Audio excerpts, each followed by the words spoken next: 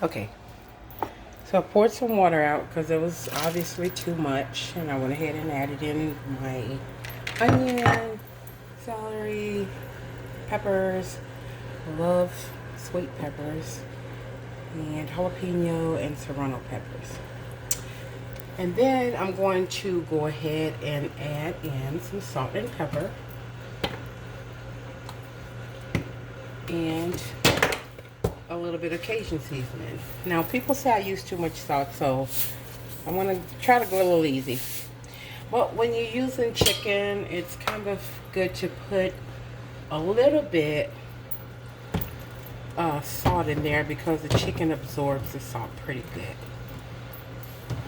And then I'm going to go ahead and add in some black pepper, if I can get it open. And just to kind of cover the top of it.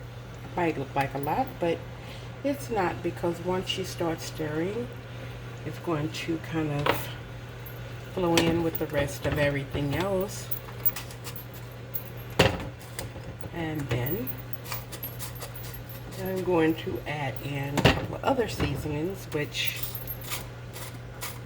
I pretty much use this on everything, which is the Goya. I use it on everything. It's good stuff. I'm going to add a little bit in there. And people always say, well, how much are you putting? How much are you putting? Well, to be honest with you, a good cook never measures. So I never measure. And then for the last seasoning, I'm going to use my other seasoning that I use on everything. And I'm just going to give that a little to look like that. And now that I have gone ahead and emptied out some of my water, I have room enough to finish doing what I need to do.